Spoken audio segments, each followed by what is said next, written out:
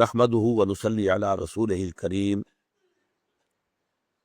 اما بعد فاعوذ بالله من الشيطان الرجيم بسم الله الرحمن الرحيم قل انما انا بشر مثلكم يوحى الي انما الهكم اله واحد فمن كان يرجو لقاء ربه فليعمل عملا صالحا ولا يشرك بعبادة ربه احدا صدق الله العظيم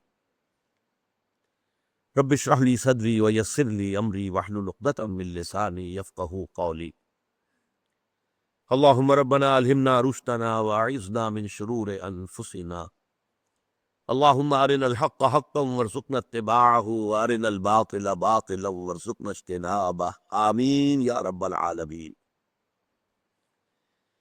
پچھلی نشست میں ہم نے کچھ تو شرک کی حقیقت و اقسام کے بارے میں تمہیدی گفتگو کی، اور پھر شرک فی الذات کی جو دو شکلیں دنیا میں رہی ہے، ایک وہ کہ جو جلیل القدر پیغمبروں کی امتوں میں پیدا ہوئی، خدا کا کسی کو بیٹا یا بیٹی بنا دینا، اس کا ذکر ہو چکا ہے، اور ایک فلسفیانہ مذاہب میں ہمہ اوست پینتھیزم کی شکل میں یا گاڈ انکارنیٹ، عیسائیوں میں بھی ایک عقیدہ رہا ہے، آج نہیں ہے۔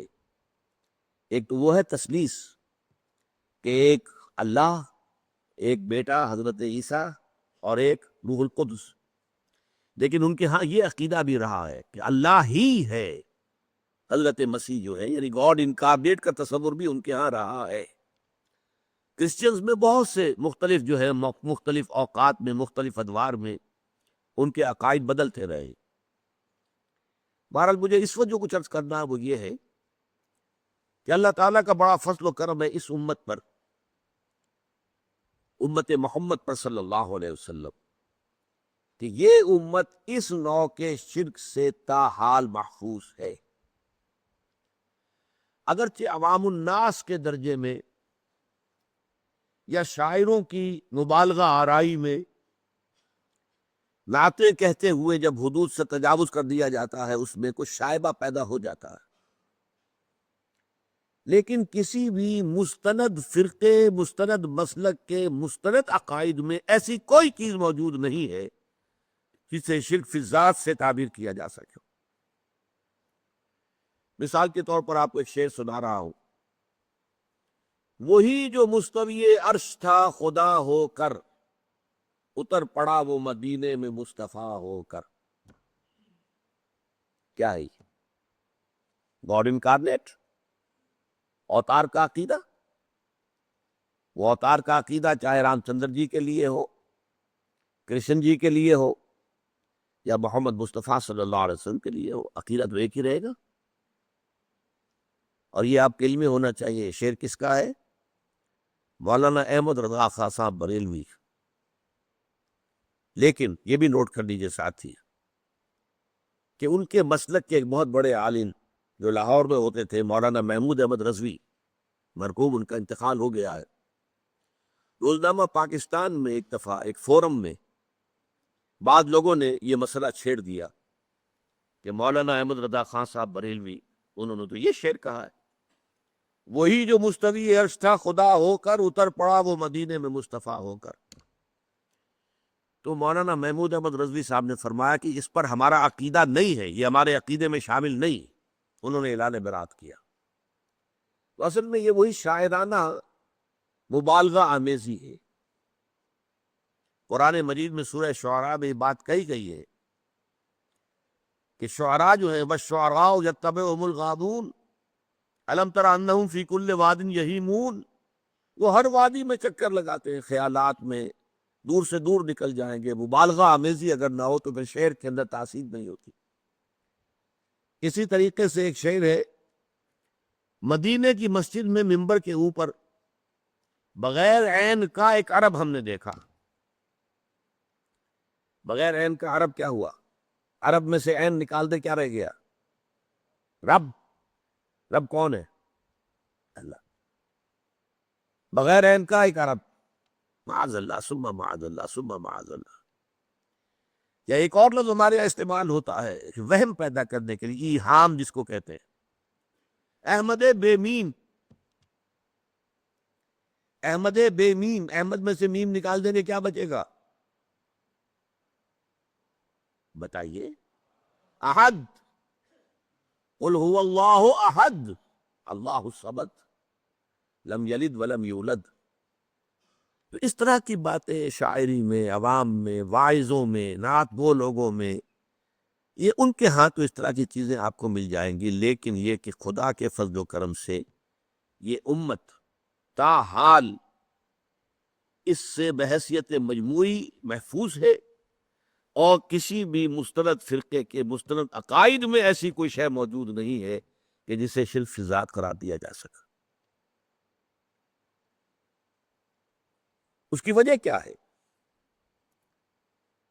اس کی وجہ یہ ہے ایک اسپیشل پروٹیکشن ہے جو اللہ نے دی ہے۔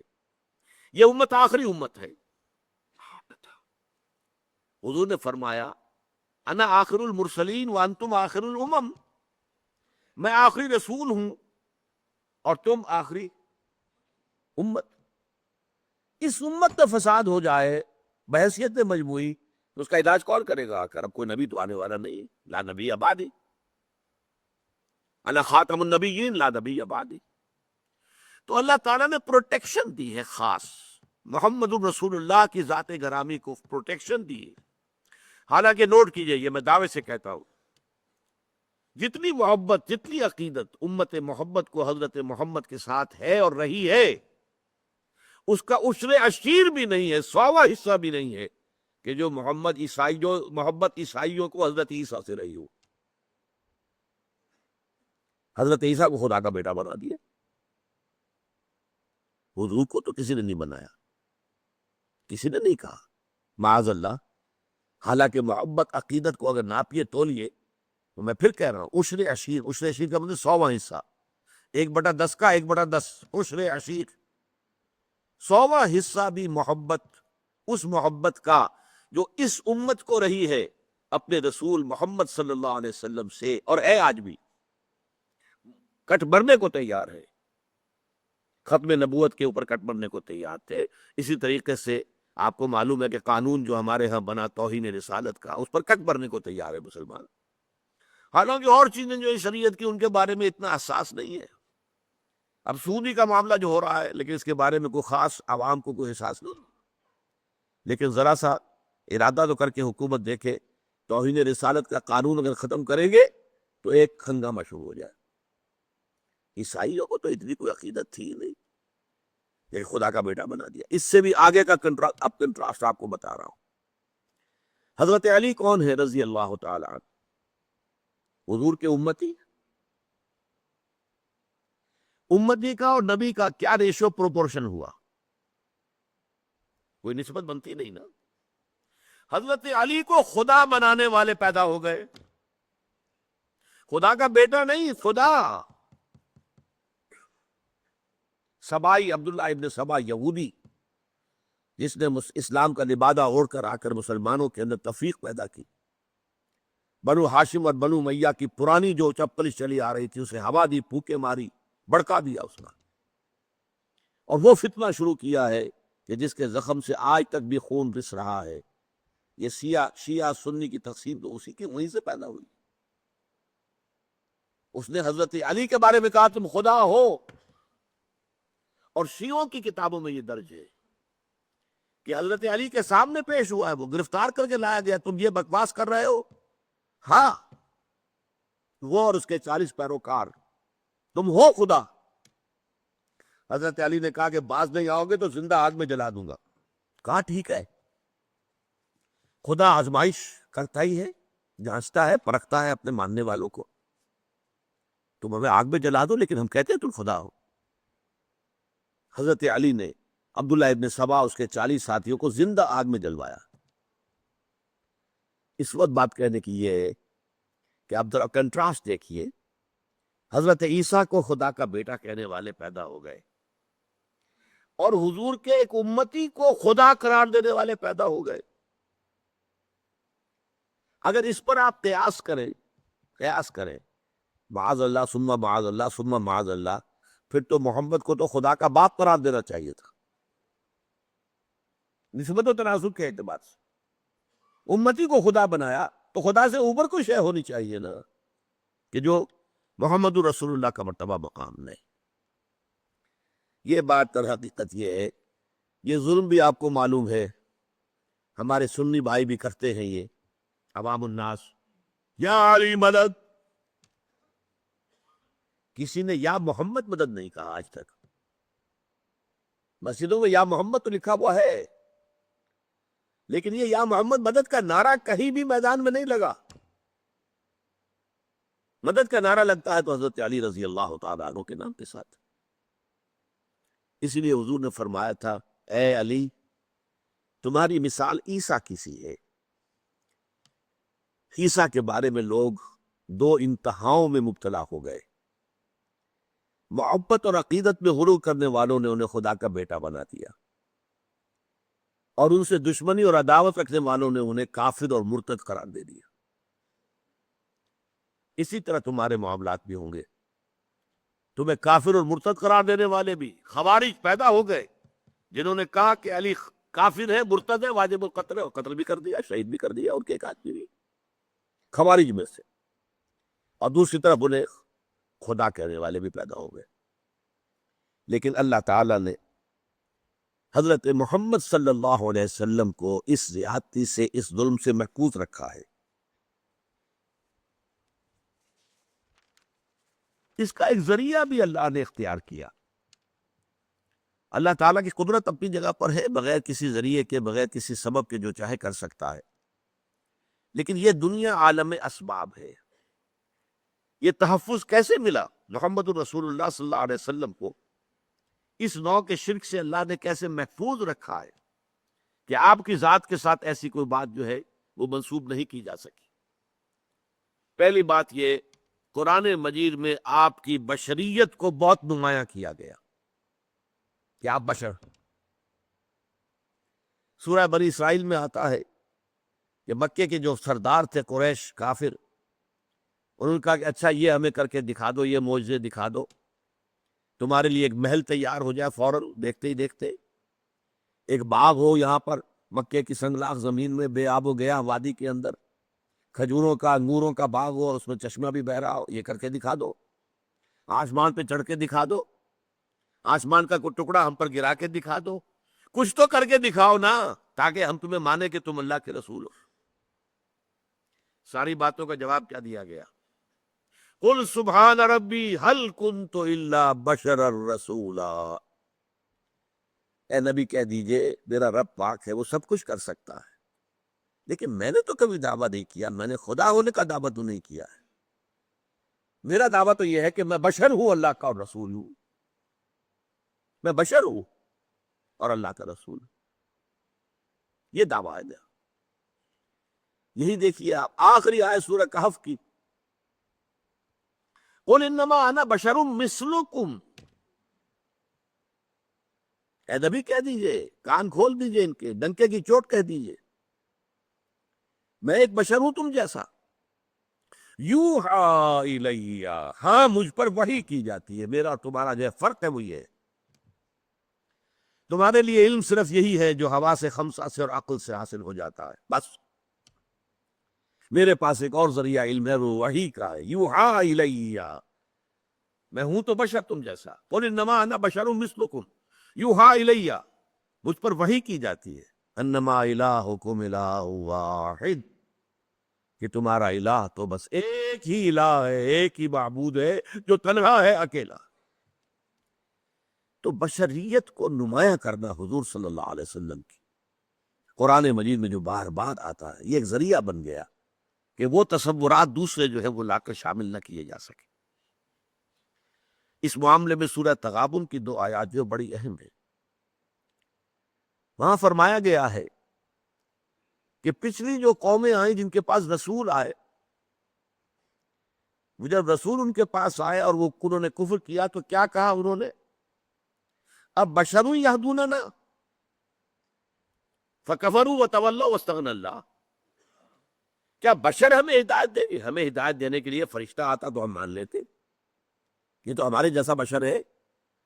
اس کے بھی دو ہاتھ، ہمارے بھی دو ہاتھ، اس کے بھی دو آنکھیں، ہماری بھی دو آنکھیں، اس کو بھی پیٹ لگا ہوا ہے، کھانے کو مانگتا ہے، ہمارا بھی پیٹ ہے، کھانے کو مانگتا ہے، یہ بھی بازاروں میں گھومتا پھرتا ہے، مال حاضر رسول یمشی فی الاسواق ویاکل الطعام، کھانا کھاتا ہے، بازاروں میں گھومتا ہے، تو یہ رسول کیسے ہو سکتا؟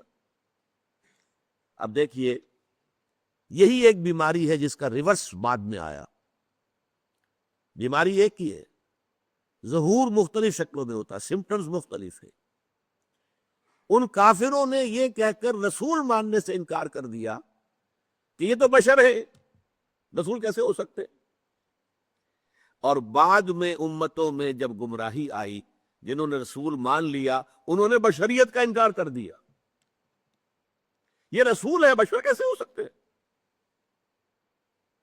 بیماری ایک ہی ہے، ظہور دو شکلوں میں ہو رہا ہے۔ یہ بات کو اچھی طرح سمجھ لیجیے۔ قل انما انا بشر مثلکم یوحی الی انما الہکم الہ واحد۔ دوسری بات، قرآن مجید میں حضور پر بھی وقتاً فوقتاً جو گرفت ہوئی ہے، ٹوکا گیا ہے، کہیں کہیں عتاب کا رنگ ہے، عتاب کا رنگ ہے، غصے کا رنگ ہے۔ میں اب اس سے زیادہ کوئی ثقیل لفظ استعمال کر نہیں سکتا حضور کی شان میں کوئی اور لفظ، لیکن عتاب کا لفظ میں نے بہت ڈرتے ڈرتے استعمال اس لیے کر دیا کہ حضرت عبداللہ ابن ام مکتوم کے بارے میں حضور نے خود یہ لفظ استعمال کیا، جن کے بارے میں وہ آیات نازل ہوئی تھی، عبس وتولی ان جاءہ الاعمی وما یدریک لعلہ یزکی او یذکر فتنفعہ الذکریٰ اما من استغنی فانت لہ تصدی واما من جاءک یسعی وہو یخشی فانت عنہ تلہی کلا۔ ماتھے پر بل ڈال لیے، رخ پھیر لیا کہ ایک نابینا ان سے ملاقات کے لیے آیا، کیا معلوم تمہیں کہ وہ تذکر حاصل کرتا اور تزکیہ حاصل کر لیتا؟ تمہارا حال یہ ہے کہ جو لاپرواہی برتتے ہیں تو ان کے تو پیچھے پڑے ہوئے ہو، یہ کفار، یہ ان کے بڑے بڑے سردار، آپ جو ہے کوشش میں ہے کسی طرح ایمان لے آئے، حالانکہ وہ استغنا برت رہے، اور جو چل کر آیا ہے اور وہ چاہتا ہے تزکیہ حاصل کرنا، اس سے عدم توجہی ہو رہی ہے۔ کلا، ہرگز ایسا نہ کرو۔ یہ جو مختلف گرفتیں آئی ہیں قرآن مجید میں حضور پر، اب عتاب کا لفظ میں نے اس لیے استعمال کیا کہ اس کے بعد یہ آپ کا معمول ہو گیا کہ جب بھی کبھی عبداللہ ابن ام مکتوم تشریف لاتے تھے، حاضر ہوتے تھے حضور کی خدمت میں، تو آپ کہتے تھے مرحبا بالذی عاتبنی اللہ فیہ، اہلاً وسہلاً، مرحبا اس شخص کے لیے جس کے بارے میں اللہ نے مجھ پر عتاب فرمایا۔ تو یہ لفظ عتاب حضور نے خود استعمال کیا ہے تو میں نے استعمال کرنے کی جرت کر لی، لیکن قرآن مجید میں بڑا بڑا سخت انداز ہے حضور کے لیے، بڑا سخت انداز۔ مثلاً سورہ بنی اسرائیل میں وَإِن كَانُوا لَيَفْتِنُونَكَ عَنِ الَّذِي أَوْحَيْنَا إِلَيْكَ لِتَفْتَرِيَ عَلَيْنَا غَيْرَهُ وَإِذًا لَاتَّخَذُوكَ خَلِيلًا۔ اے نبی، یہ مشرکین اور یہ کفار تلے ہوئے ہیں کہ جو چیز ہم نے آپ کی طرف وحی کی ہے اس سے آپ کو بچلا دے، تاکہ آپ کوئی اور شے اپنی طرف سے گھڑ کر ہماری طرف منسوب کر دیں۔ نوٹ کر دیا آپ نے بات؟ اب آیا وہ لولا ان ثبتناک لقد کدت ترکن الیہم شیئا قلیلا، اگر ہم نے ہی آپ کے پاؤں کو جما نہ دیا ہوتا تو عین ممکن تھا کہ آپ ان کی طرف کچھ نہ کچھ جھک ہی جاتے، اور اگر ایسا ہو جاتا اذا لأذقناک ضعف الحیات وضعف الممات، تو اس شکل میں ہم آپ کو اے نبی دنیا میں بھی عذاب دگنا دیتے اور آخرت میں بھی دگنا عذاب دیتے۔ ثم لا تجد لك علینا نصیرا، اور پھر آپ ہمارے مقابلے میں کسی کو اپنا مددگار نہ پاتے، کوئی آپ کو ہماری پکڑ سے، ہماری سزا سے بچا نہ سکتا۔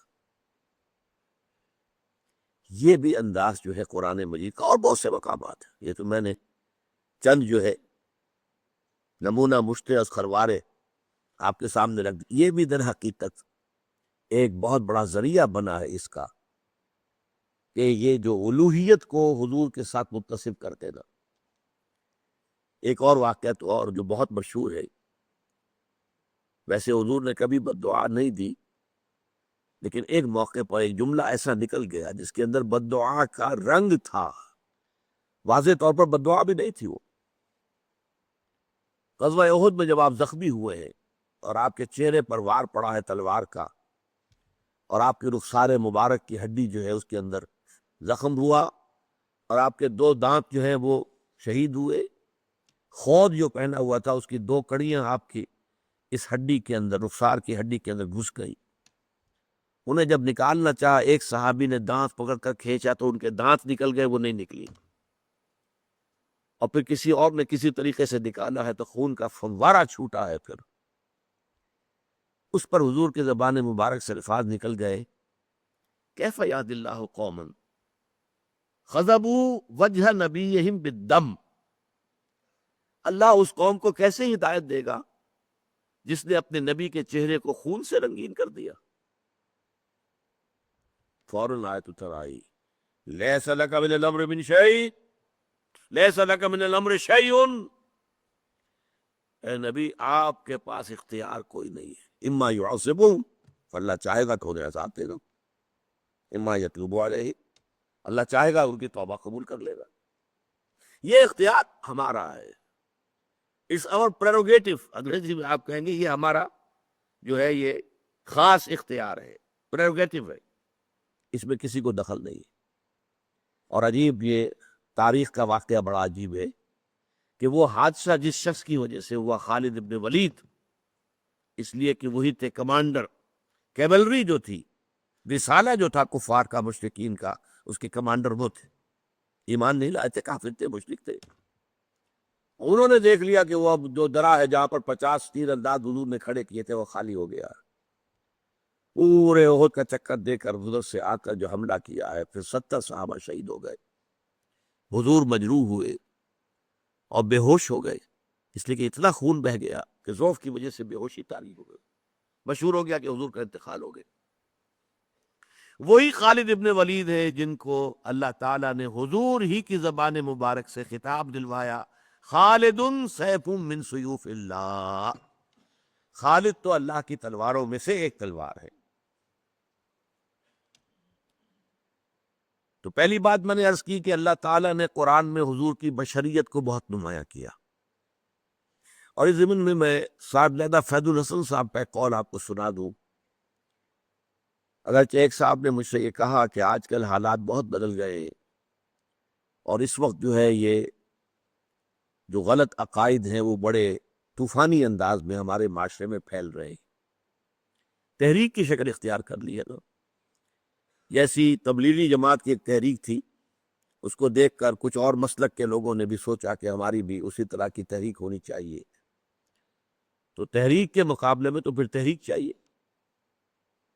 اس کو خود ایک سیل ہے، سیل کو لیتا ہے تھام، جو سیلاب ہے اس کو روکنے کے لیے سیلاب چاہیے۔ بہرحال اب وہ یہ چیزیں بڑے سیلاب کے انداز میں پھیل رہی ہیں، لیکن یہ کہ بریلوی مکتب فکر کے بہت بڑے عالم، بڑی شخصیت تھے صاحبزادہ فیض الحسن، ان کی زبان سے خود میں نے سنا اپنے کانوں سے منٹگمری میں ایک جلسے میں تقریر کے دوران کہ لوگوں کیا ہم عربی نہیں جانتے؟ تمہارا کیا خیال ہے ہم جاہل ہیں؟ کیا ہم نہیں جانتے قرآن کہتا ہے قل انما انا بشر مثلکم؟ ہم سب جانتے ہیں، ہم مانتے ہیں حضور بشر تھے، لیکن جیسے تم اپنے باپ کو اپنے نام سے نہیں پکارتے، ابا جان کہتے ہو نا، نام تو نہیں لیتے، ایسے ہی ہم حضور کی بشریت کو نمایاں کرنے کو توہین سمجھتے ہیں، اور اس کو ہم خلاف ادب سمجھتے ہیں، بس باقی مانتے ہیں کہ وہ بشر تھے، اور کوئی شک نہیں۔ یہ بڑا معتدل ایک انداز تھا، لیکن شاید ابھی انداز بھی ختم ہو رہا ہو، میں نہیں کہہ سکتا، گمراہی بڑھتی ہے تو پھر وہ اس کی حدیں جو ہے وہ کوئی رہتی نہیں ہے، کہیں کسی جگہ پر قائم نہیں رہتی۔ تیسری چیز، حضور نے خود اتنی احتیاط برتی ہے، حضور نے لوگوں کو روک دیا کہ میری آمد پر کھڑے مت ہوا کرو۔ یہ کس قدر احتیاط کی بات ہے! اسی طریقے سے آپ مجلس میں ایسے بیٹھتے تھے کہ پہچاننا مشکل ہو جاتا تھا کہ حضور کون سے ہیں۔ یہ نہیں کہ کوئی مسند لگی ہوئی ہے، خاص گاؤں تکیے لگے ہوئے ہیں، اور کوئی خادم جو ہے مورچھل لے کر جو ہے اوپر سے مورچھل، جیسے کوئی پیر صاحب ہوں اور وہ ان کا جو حال ہو جاتا ہے چاہے کتنے ہی چھوٹے سے پیر ہوں، ان کی بھی جو نشست ہوتی ہے، نہیں حضور کی نہیں تھی۔ صورتحال آپ نے اپنے آپ کو بالکل انسانی سطح پر رکھا ہے، بالکل بشری سطح پر رکھا ہے، اپنے ساتھیوں کے ساتھ بالکل مل جل کر، بلکہ گھل مل کر آپ رہے، اور اس میں اس حد تک جو ہے احتیاط برتی ہے۔ ایک مرتبہ ایک صحابی کی زبان سے الفاظ نکل گئے، ما شاء اللہ و ما شئت، جو اللہ چاہے اور جو آپ چاہیں، فوراً ٹوک دیا، اجعلتنی للہ ندن، کیا تم نے مجھے اللہ کا مد مقابل بنا دیا ہے؟ یہ وہ ند ہے، وہ نفس، لا ضد لہ ولا نسد لہ ولا مثل لہ ولا مثال لہ ولا مثیل لہ۔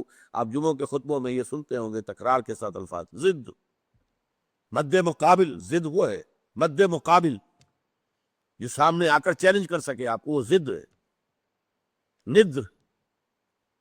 تو اجعلتنی للہ ندن، تم نے مجھے اللہ کا ند بنا دیا، مد مقابل بنا دیا۔ مشیت صرف اللہ کی ہے، وہ جو چاہتا ہے ہوتا ہے۔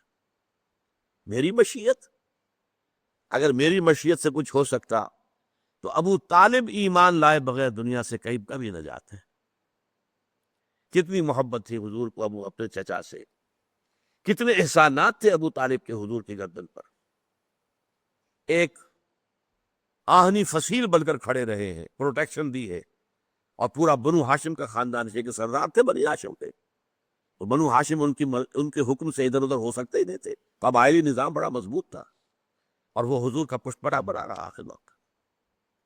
آخری وقت بھی حضور نے فرمایا ہے، چچا جان میرے کان میں ہی کہہ دیجئے الفاظ، اشہد ان لا الہ الا اللہ واشہد ان محمد عبدہ ورسولہ، میں اللہ کے ہاں جا کے گواہی دے سکوں گا کہ یہ ایمان لے آئے تھے۔ لیکن یہ کہ اس وقت عربوں کا جو ایک خاص ہوتا ہے، ایک، اب کیا اسے کہیں، اپنا ایک غرور کہہ لیجئے، زوم کہہ لیجئے، کہتے کیا ہے کہ بھتیجے مجھے خوب معلوم ہے کہ تیرے دین سے بہتر کوئی دین نہیں ہے، لیکن میں یہ نہیں چاہتا کہ عرب کی عورتیں تانا دیں کہ ابو طالب جو ہے موت سے ڈر کر ایمان لے آیا۔ اب موت میرے سرانے کھڑی ہے، اس وجہ سے اس وقت تو ایمان نہیں لاؤں گا، یہ۔ لیکن بہرحال حضور کی مشیت پر معاملہ اگر طے ہوتا تو ابو طالب اس دنیا سے بغیر ایمان لائے رخصت نہ ہوتے۔ تاہم ایسا بھی نہیں ہے، یہ بھی ذرا میرا ایک نوٹ آف کوشن جو ہے نوٹ کر لیجئے، قل انما انا بشر مثلکم، کہہ دیجئے اے نبی کہ میں تمہاری ہی طرح کا انسان ہوں۔ کیا یہ تمہاری طرح کا مطلب بالکل ہماری طرح، بالکل ہماری طرح؟ نعوذ باللہ، بشریت مشترک ہے، جیسے ہم انسان ویسے انسان محمد صلی اللہ علیہ وسلم، لیکن زمین و آسمان کا فرق ہے۔ چنانچہ حضور کی مختلف جو ہے قول بھی موجود ہے، میں آپ کو ایک قول سنا دیتا ہوں، احادیث میں موجود ہے کہ حضور صوم وصال سے روکتے تھے صحابہ کو کہ یہ جو روزہ ہے تسلسل کے ساتھ، آج روزہ رکھا، شام کو افطار نہیں کیا، وہی روزہ چل رہا ہے رات کے دوران بھی اور پھر اگلے روز بھی، اگلے روز شام کو افطار کیا تو 2 دن کا صوم وصال ہو گیا، یا اگلے روز بھی افطار نہیں کیا پھر تیسرا، اور تیسرے دن 3 دن کا صوم وصال۔ حضور رکھتے تھے، صحابہ کو روک دیا آپ نے، صحابہ نے عرض کیا حضور دیکھیے آپ رکھتے ہیں، ہمیں آپ منع کرتے ہیں۔ اب اس کا جواب سنیے، ایکم مثلی، تم میں سے کون میرے جیسا ہے؟ ابھی تو عند ربی، میں تو رات گزارتا ہوں اپنے رب کے پاس، هو یطعمنی و یسقینی، وہ مجھے کھلاتا بھی ہے پلاتا بھی ہے۔ تو ہم جیسے، بالکل ہم جیسے نہیں۔ حضور اپنی پشت کی طرف سے بھی دیکھتے تھے، ہم تو نہیں دیکھتے۔ تو بالکل ہم جیسے یہ کہیں اگر خیال آپ کا آ گیا تو یہ بہت بڑی محرومی ہو جائے، بہت بڑی محرومی، بہت بڑی محرومی۔ سب سے بڑا تو جو ہمارے اور آپ کے درمیان حد فاصل ہے کہ آپ پر وحی آتی ہے، وہ تو قرآن مجید میں کہہ دیا گیا، قل انما انا بشر مثلکم یوحی الی، مجھ پر وحی آئی ہے۔ لیکن یہ کہ اور آپ کے مقامات اور جس طریقے سے اللہ تعالیٰ نے آپ کو جو درجات عطا فرمائے ہیں، جو آپ کے خواص سے، ان خواص میں سے ایک جو میں نے ابھی بتایا آپ کو کہ آپ اپنی پشت سے بھی دیکھتے تھے، جو ہمارے لیے ممکن نہیں۔ ایک مسئلہ اس میں ذرا اور ٹیڑھا ہے، میں وہ بھی حل کر دینا چاہتا ہوں۔ کیونکہ بشریت کا معاملہ آگے آئے تو ہمارے ہاں عوامی سطح پر یہ بڑی بحث ہے کہ حضور نور ہیں یا بشر ہیں۔ صاحبزادہ فیض الحسن صاحب کی بات آپ کو میں سنا چکا ہوں کہ ہم مانتے ہیں کہ کیا جانتے ہو، ہم جاہل ہیں، ہم نے قرآن نہیں پڑھا، ہم عربی نہیں جانتے، ہم جانتے ہیں آپ بشر تھے، لیکن آپ کی بشریت کو نمایاں کرنے کو ہم آپ کے خلاف سوء ادب سمجھتے ہیں۔ لیکن جب مسئلہ بن جائے کہ آپ بشر نہیں تھے نور تھے، یا نور نہیں تھے بشر تھے، یہ دونوں سٹیٹمنٹس ایکولی رانگ ہیں۔ آپ بشر تھے نور نہیں تھے یہ بھی غلط، آپ نور تھے بشر نہیں تھے یہ بھی غلط۔ حقیقت کیا ہے؟ دیکھیے حقیقت یہ ہے، ہر انسان کے اندر ایک نور ہے۔ وہ نور کیا ہے؟ روح، روح نورانی ہے۔ اقبال نے بہت خوبصورت شعر کہا ہے، نقطۂ نوری کے نام او خودی، اسی سے ہے یہ سیلف، میں، انا، یہ در حقیقت اسی روح کا ظہور ہے۔ نقطۂ نوری کے نام او خودی، زیر خاک ماں شرار زندگی، میرا وجود خاکی ہے لیکن اس میں یہ نور بھی ہے۔ مغربی فلاسفہ بھی کہتے ہیں دی ڈیوائن سپارک، انسان کے اندر ایک شعلہ ملکوتی ہے، خدائی، یہ نور ہم میں سے ہر ایک میں ہے۔ لیکن نور نور کا فرق ہے، جیسے سورہ حدید اور سورہ تحریم دونوں میں آیا ہے، قیامت کے دن ہر مومن کو نور عطا کیا جائے گا، جس کی روشنی میں وہ پل صراط کا جو مشکل مرحلہ ہے وہ طے کر لیں گے۔ لیکن وہ اپنی کوانٹیٹیو اعتبار سے اس کے درجات اتنے مختلف ہوں گے، حضور نے فرمایا کسی کو تو نور ایسا ملے گا کہ مدینے سے اس کی روشنی صنعاء تک جا پہنچے گی، یمن۔ میں جب بھی یہ حدیث بیان کرتا ہوں میرے ذہن میں آتا ہے ابو بکر صدیق کا نور اس درجے کا ہوگا، خود حضور کا تو اس سے بھی بہت بلند ہوگا، لیکن مخلوق میں سے، امت میں سے حضرت ابو بکر کا نور اس درجے کا ہوگا۔ اور کسی کا نور اتنا ہوگا کہ صرف قدموں کے سامنے روشنی ہو جائے گی، جیسے ٹارچ کی روشنی ہوتی ہے۔ اور یہ بھی بڑا خوش قسمت ہوگا کہ ٹارچ اگر مل جائے تب بھی آدمی راستہ تو چل پڑتا ہے نا، گڑھا تو نظر آ جاتا ہے، گڑھے سے بچ جائے گا، سانپ کے بل سے تو بچ جائے گا، یہ سانپ کا بل ہے اس سے نکل کر بچ کر نکلے، لہذا وہ بھی بہت بڑا خوش قسمت ہوگا۔ منافقین وہ ہوں گے جن کو سرے سے کوئی نور نہیں ملے گا۔ تو یہی تفاوت ہے ہمارے نور میں، جو میرے اندر نور ہے آپ کے اندر نور ہے، ہم میں سے کسی میں زیادہ ہے کسی میں کم ہے۔ محمد عربی کا وہ روح ہے، نور روحانی آپ کے پورے وجود کے اوپر غالب ہے، مستولی ہے، چھایا ہوا۔ اسی حقیقت کو آپ نے اس طرح بیان فرمایا کہ آپ نے ایک مرتبہ فرمایا کہ ہر انسان کے ساتھ ایک شیطان ہے۔ کسی نے پوچھ لیا جرت کر کے حضور آپ کے ساتھ بھی ہے؟ فرمایا ہاں ہے، لیکن میں نے اسے مسلمان کر دیا ہے تو صحیح۔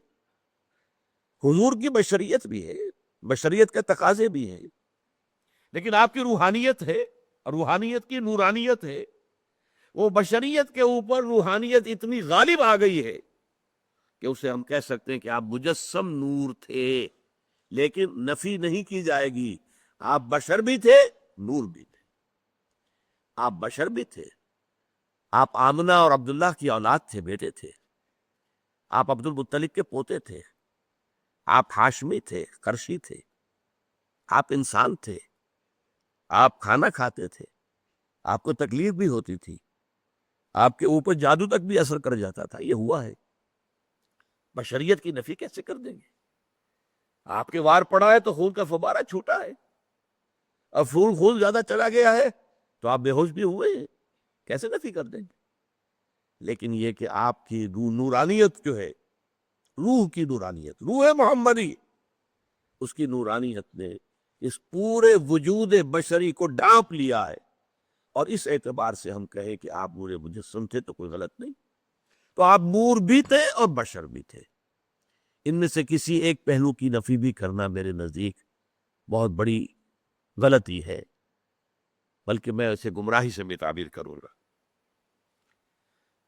شرک فی ذات کی بحث تو یہاں ختم ہوئی، اب جو چند منٹ باقی ہیں اس میں شرک فی صفات کا مسئلہ جو ہے اس کو اصولی طور پر جان لیجئے۔ شرک فی صفات کا مسئلہ بڑا ٹیڑھا ہے، اس لیے کہ اس میں ایک پیچیدگی ہے۔ پیچیدگی کیا ہے؟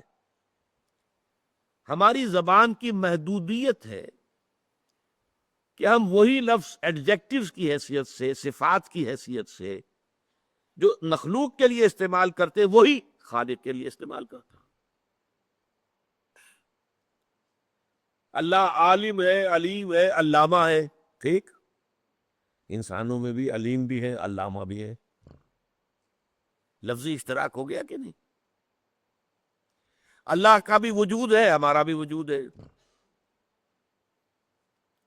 اللہ میں بھی قدرت ہے، ہم میں بھی قدرت ہے، اللہ بصیر ہے، ہم بھی بصیر ہیں، اللہ سمیع ہے، ہم بھی سمیع ہیں۔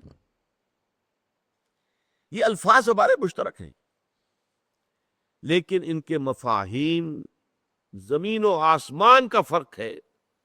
جب ایک لفظ اللہ کے لیے بولا جائے گا تو اس کا مفہوم کیا ہوگا، اور جب وہی لفظ مخلوق میں سے کسی کے لیے بولا جائے گا تو اس کا مفہوم کیا ہوگا، زمین و آسمان۔ وہ تین ہیں کارڈینل پرنسپلز، ان کو آپ نوٹ کر دیجئے، یاد کر دیجئے، حفظ کر دیجئے۔ اللہ کا وجود ذاتی ہے، کسی اور نے انہیں عطا نہیں کیا ہے۔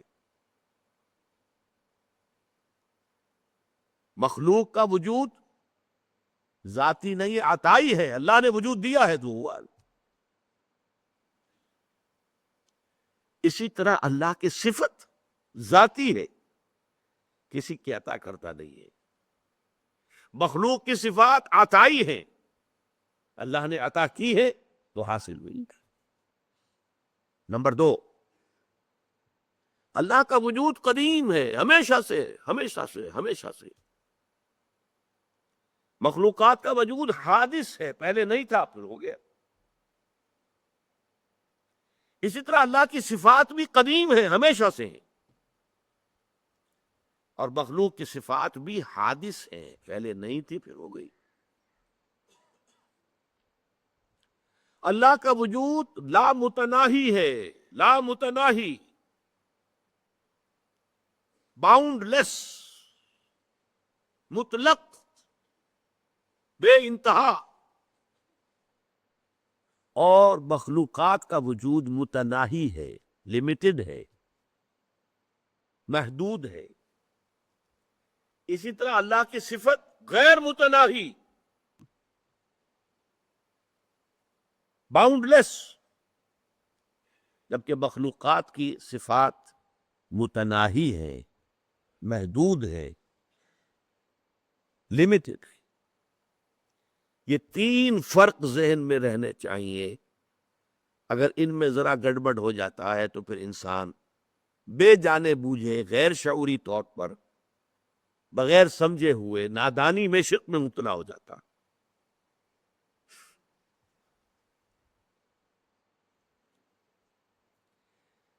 اب اس میں سے مثلاً ایک مسئلہ میں یہاں اس پر ڈسکس کر لیتا ہوں۔ علم، اللہ کا علم ذاتی ہے، ٹھیک، اللہ کا علم قدیم ہے، اللہ کا علم غیر محدود ہے۔ مخلوقات کل کی کل، کوئی بھی ہو، کسے معاشرت، وہ فرشتے ہو وہ نبی ہو، رسول ہو اور یا اللہ ہو، ان کا علم ذاتی نہیں عطائی ہے۔